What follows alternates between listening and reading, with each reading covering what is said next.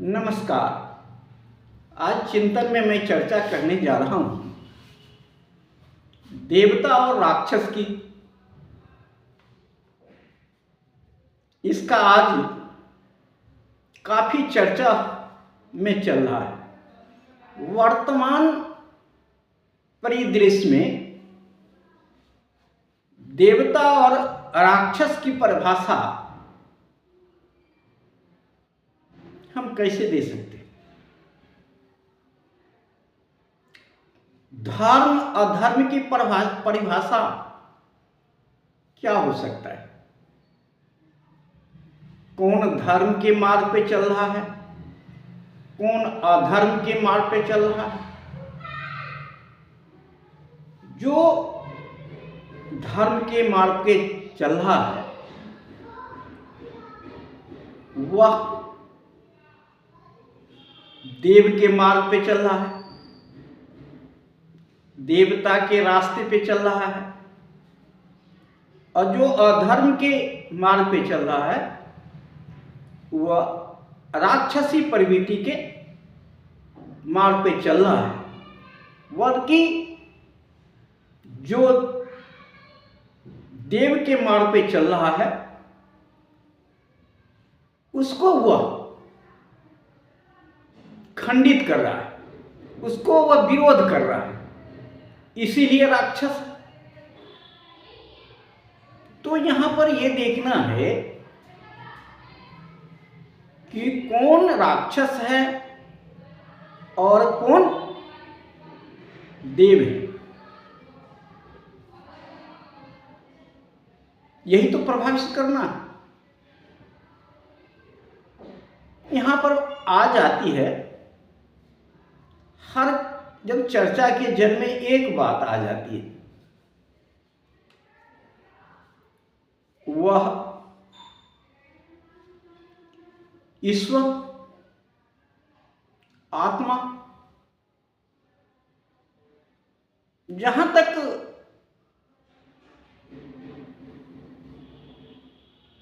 दोनों ईश्वर आत्मा दोनों आस्था का विषय है, मानने के विषय है। तो जब यहां पर दो रास्ता हो गई, एक ईश्वर को नहीं मानता, एक आत्मा को नहीं मानता, दूसरा कहता है आत्मा है, ईश्वर है जो निराकार है, जो इस सब से अलग है। कोई तो है जो हम सबको चलाता है। इस पर सभी संतों का मत अलग अलग रहा है।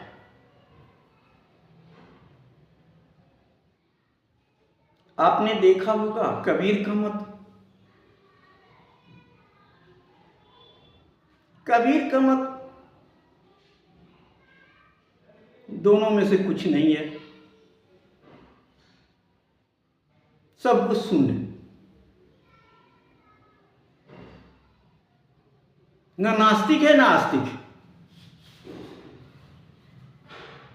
वहीं पर बुद्ध का मत रहा सीधी सीधी, न आस्तिक न नास्तिक, न ईश्वर है और न ईश्वर नहीं है। बल्कि आपको जानना है कि क्या है। जब हमारे ऊपर ये उन्होंने डाल दिया कि आपको जानना है कि हमें क्या है,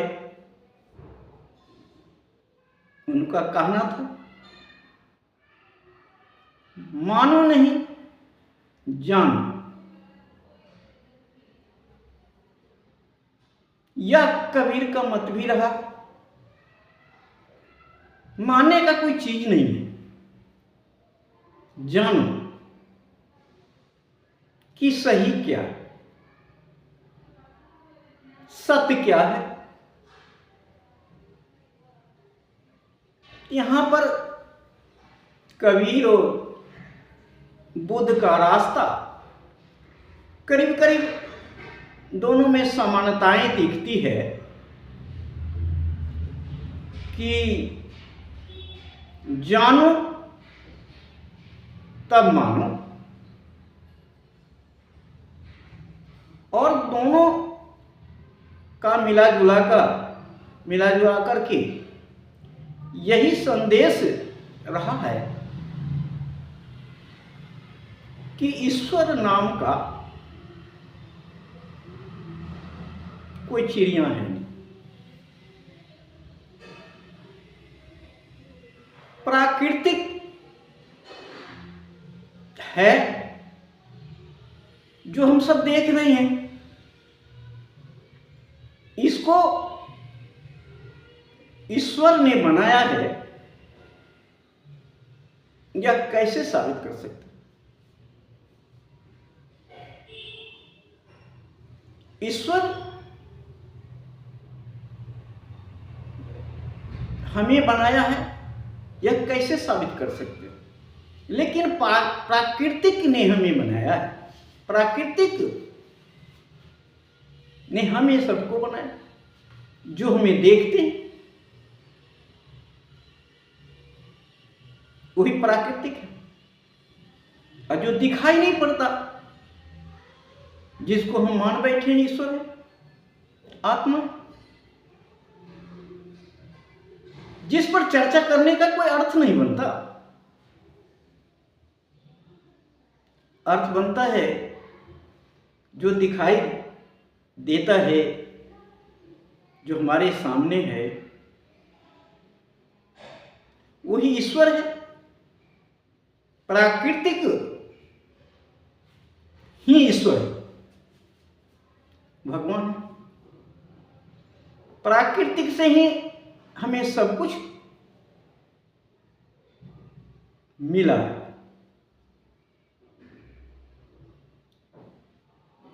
और प्राकृतिक ने सबको हमारे मानव के सुविधा के लिए सब कुछ को भेजा। प्राकृतिक ने भेजा, प्राकृतिक ने दिया है। लेकिन प्राकृतिक ने शादी कोरा कागज दिया और उस पर मानव ने अपने अनुसार वह सब निर्मित कर रहा है जो उसको जरूरत है। वह सब कुछ बना रहा है जो मानव को जरूरत है। और जो कुछ भी बना रहा है वह पृथ्वी के सहयोग से ही बना रहा है। जो पृथ्वी पर है उसी के सहयोग से बना रहा है। अलग से कुछ नहीं मानव कर रहा है, अलग से कुछ मानव नहीं कर रहा है। जब अलग से कुछ मानव नहीं कर रहा है, पृथ्वी ने ही सबको बनाया है, तो स्पष्ट है कि अलग कुछ नहीं है, पृथ्वी के बाहर कुछ नहीं है। और आस्था और विश्वास ये दोनों धोखा है। हमें धोखा में रखने का प्रयास है मात्र। प्राकृतिक ने मानव को बनाया तो प्राकृतिक ने मानव को कार्य भी सौंपा, उसको कुछ कार्य करने के लिए भी सौंपा। क्योंकि जितने जीव पृथ्वी पर है, प्राकृतिक ने बनाया, सब में से एक मानव को बनाया। और मानव को सब तो सभी जीव से अलग क्या माना? मानव को इतना सुंदर ढंग से गढ़ा है कि आज हम उसका नकल भी नहीं कर सकते।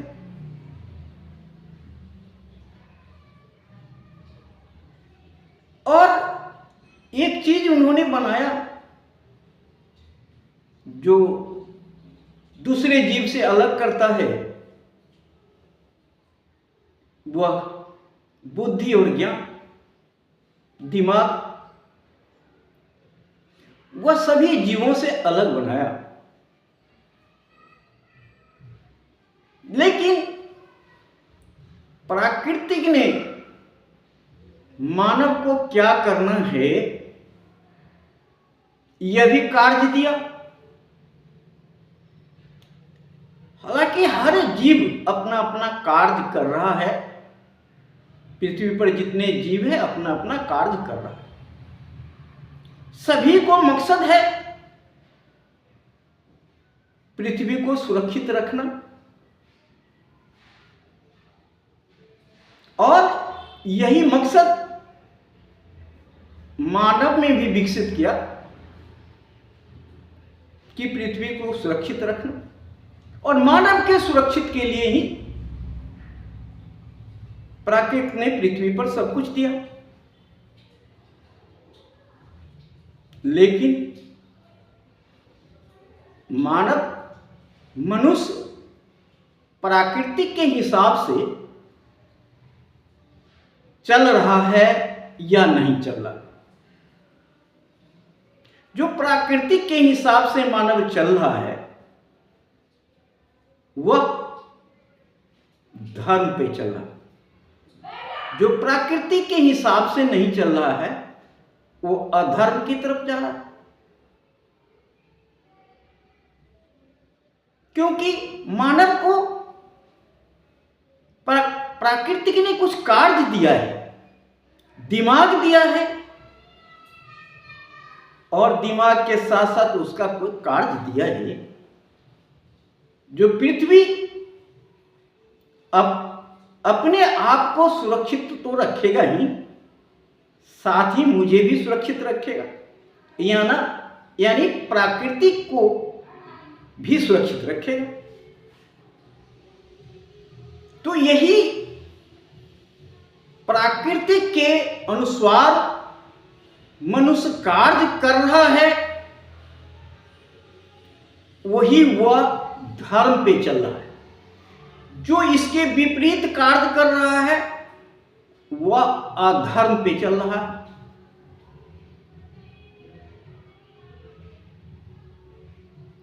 जो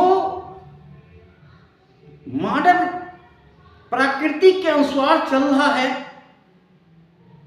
वह देवता को मानता है, माने ईश्वर को मानता है। जो पृथ्वी के अनुसार जो नहीं चल रहा है वही राक्षस है, क्योंकि वह अपने आप को तो नुकसान कर ही रहा है और दूसरी तरफ वह प्राकृतिक को नुकसान कर रहा है। सीधा अर्थ में हम यह समझें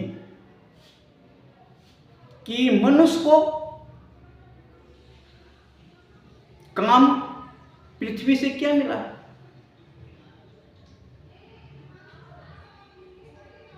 मानव हैं तो हमारा काम क्या है? अपना रक्षा करना, साथ ही परिवार को रक्षा करना, साथ ही समाज को रक्षा करना, देश को रक्षा करना, उसके अलावा प्रकृति को रक्षा करना। ये सब मानव का कार्य है।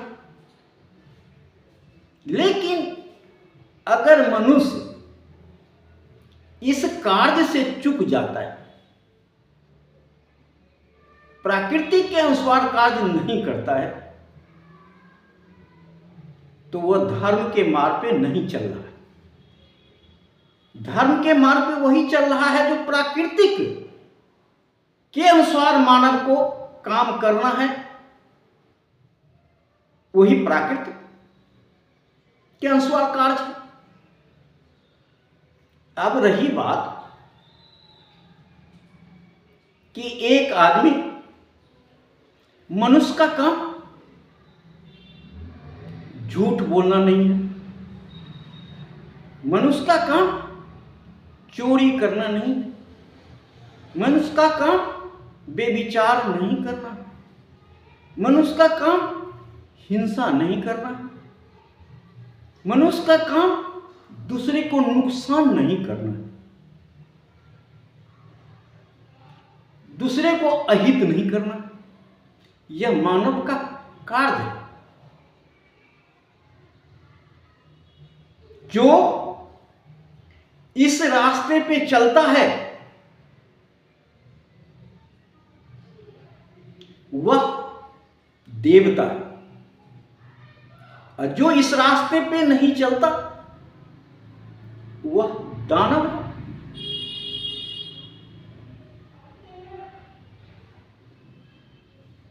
अगर पृथ्वी का आपके द्वारा नुकसान किया जाता है, तब तो वह तो प्रवृत्ति आपका दानव का हो गया, मानव का प्रवृत्ति तो है। प्राकृतिक ने आपको खाने पीने के लिए भी तो सब कुछ दिया है। पृथ्वी पर हजारों चीजों आप को पृथ्वी ने दिया है, जिसको आपने अपने योग्य समझ करके, अपने सहयोग के लिए, अपने रक्षा के लिए पृथ्वी से खोज करके आपने बनाया। लेकिन पृथ्वी को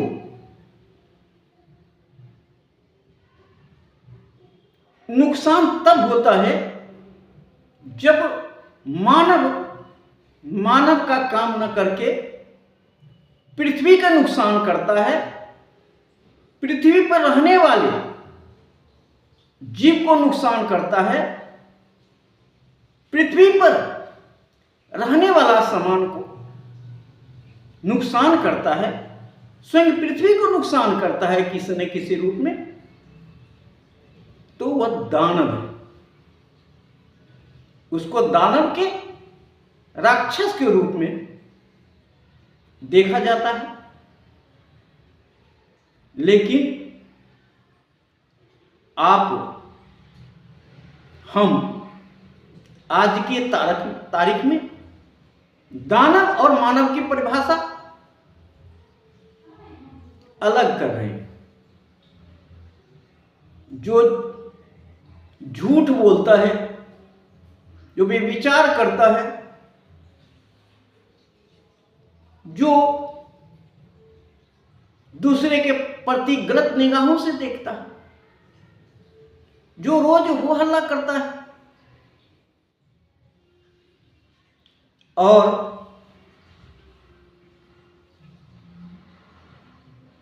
ईश्वर के नाम मंदिर में जाकर के वो खड़ा हो जाता है, तो उसको देवता लोग मानने लगते हैं। कपड़ा पहन के दाढ़ी बना करके वह देवता बन जाता है। तो कपड़ा बदलने से आप देवता तो नहीं बन सकते। देवता तो आप अपने आचरण से बन सकता है। मानव जिसका आचरण प्रकृति के अनुसार है वह देवता है, और जिस देवता ने प्रकृति के अनुसार आचरण नहीं किया। आज हम पढ़ रहे हैं, हम उसको सर नवा रहे हैं, हाथ जोड़ रहे हैं, पूजा कर रहे हैं, लेकिन जब सवाल आता है कि उस देवता का आचरण क्या है, तो हम ठिठक जाते हैं। फिर तरह तरह की बात करने लगते हैं। सीधी साधी रास्ता कहीं दिखाई नहीं पड़ता। हम किसको माने? तो सीधी अर्थ में हमें आपको यही समझना पड़ेगा कि जो प्रकृति के अनुसार से, जो प्राकृतिक ने आपको कार्य दिया है उसके अनुसार आप कार्य करते हैं तो देवता, नहीं तो दानव। कहीं देवता और दानव अलग नहीं, आप ही देवता हैं और आप ही दानव हैं। कहने का अर्थ, जो प्रकृति के अनुसार आचरण करते हैं, प्रकृति को सहयोग करते हुए अपने जीवन को सार्थक बनाते हैं, वही तो देवता है। आज आप मनुष्य को खाने पीने के लिए प्राकृतिक ने हजारों सामान दिया, लेकिन मनुष्य हिंसा करता है।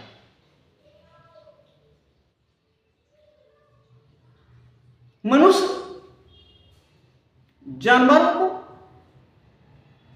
मार के खाता है। प्राकृतिक ने जानवर को आपके सुरक्षा के लिए दिया था, उसी सुरक्षा कवच को आप खत्म कर रहे हैं। आप जो चीज प्रकृति के विरोध कर रहे हैं, वह आप अपने आप को अहित कर रहे हैं। आप किसी को गाली देते हैं, वो आप अपने आप को अहित कर रहे हैं। आप चोरी करते हैं, आप अपने आप को अहित कर रहे हैं। आप झूठ बोलते हैं, आप अपने आप को अहित करते हैं। आप दारू शराब पीते हैं, जुआ खेलते हैं, तो किसको नुकसान करते हैं? आप अपने आप को नुकसान करते हैं और उसके साथ साथ प्रकृति को भी नुकसान। क्योंकि जो समय प्रकृति ने आपको दिया है कार्य करने के लिए, उत्तम कार्य करने के लिए, दूसरे को हित करने के लिए, दूसरे को सहयोग करने के लिए, पृथ्वी के रक्षा करने के लिए, उसके विपरीत आप कार्य करते हैं। उस समय को आप बर्बाद करते हैं, गलत आचरण करते हैं जो प्रकृति के विरोध। तो आज हम सीधी सादी एक ही अर्थ में कहेंगे, जो आज अपने आप को कहता है कि मैं धार्मिक हूं, वह धार्मिक बिल्कुल नहीं, बल्कि वह राक्षस है।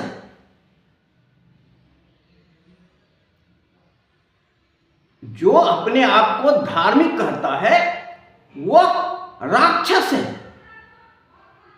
मानव जीवन के लिए भी और पृथ्वी के लिए, प्राकृतिक के लिए भी। इसलिए आपको चिंतन करना पड़ेगा, तर्क करना पड़ेगा सही और गलत का। हिंसा करने वाला को आप कैसे धार्मिक मान लेंगे? मांसाहार करने वाला को कैसे धार्मिक मान लेंगे? बेविचार करने वालों को कैसे धार्मिक मान लेंगे? झूठ बोलने वाला को कैसे धार्मिक मान लेंगे? दूसरे को नुकसान करने वाला को कैसे धार्मिक मान लेंगे? शराब दारू मदिरा पीने वाला को कैसे धार्मिक मान लेंगे? इस पर आपको चिंतन करना पड़ेगा और आपको एक रेखा खींचनी पड़ेगी कि जो सही काम करता है, जो सत्य पे आधारित प्रकृति के अनुसार कार्य करता है, वह धार्मिक है, वह देवता है, और जो इसके विपरीत कार्य करता है वो राक्षस है। यहां तो हम देखते हैं कि एक जात अपने आप को देवता बन बैठा और दूसरे जात को राक्षस कहता, जो कि मानव के विरुद्ध कार्य करता ही करता है, अपना नुकसान करता ही करता है, देश को बहुत बड़ा नुकसान कर रहा है और अपने आप को भगवान कहता है। तो यहां पर आपको चिंतन मनन करना जरूरी है कि हम सही को सही कहें, अच्छा को अच्छा कहें और गलत को गलत कहें। आज हम आप में यह साहस नहीं है कि गलत को गलत कहें और अच्छा को अच्छा कहें, क्योंकि कहीं न कहीं आप भी प्रकृति के हितैषी नहीं है। हम ऐसा नहीं कहते कि सब प्राकृतिक का दुश्मनी है, लेकिन आपके मन में भी किसी न किसी तरह से वह प्रवृत्ति आ गई है जो प्रकृति के विपरीत कार्य कर रहे हैं। इसलिए आपको भी सत्य मार्ग पर चलने के लिए साहस होनी चाहिए, हिम्मत होनी चाहिए। संख्या आपकी कम होगी, कम रहेगी, लेकिन सत्य मार्ग पर अब चलने वालों की संख्या कम ही होती है। जिसने जोखिम नहीं उठाया है उसको, वह तो भगवान भी तो नहीं बना। भगवान तो वही बना जिसने जोखिम उठाया है, जिसने सत्य को परखा और सत्य के मार्ग पे चला। उसके साथ क्या क्या हुआ हम सब पढ़ते आ रहे हैं। तो क्या इस जोखिम उठाने के लिए आप तैयार नहीं हैं? सही मार्ग पर चलने के लिए तैयार नहीं हैं? कब तक गलत मार्ग पर चलते रहेंगे और कब तक दूसरे को दोष देते रहेंगे? अगर सही मार्ग पे आप नहीं चल रहे हैं तो सबसे बड़ा दोषी आप हैं, क्योंकि आप गलत मार्ग पर चलने वाला को सहयोग कर रहे हैं। वह सहयोग कर रहे हैं इसीलिए दोषी हैं। आप मुख दर्शक हैं तो भी दोषी हैं, आप उसको विरोध नहीं कर रहे हैं तो भी दोषी हैं, उसका दूसरा विकल्प नहीं दे रहे तो भी दोषी हैं। जब तक आप अपने आप को सत्य मार्ग पर नहीं ले जाएंगे तब तक झूठ बोलने वाला, गलत करने वाला हौसला बढ़ता रहेगा। तो किसी न किसी को आगे बढ़ना पड़ेगा हम चाहेंगे कि हम आप में से ही कोई इस रास्ते पर चलने के लिए तैयार होगा, सही रास्ते दिखाने के लिए तैयार होगा, पृथ्वी को सुरक्षा करने के लिए तैयार होगा, मानव को बचाने के लिए तैयार होगा। इसी आशा के साथ जय हिंद, जय भारत, नमो बुद्धाय।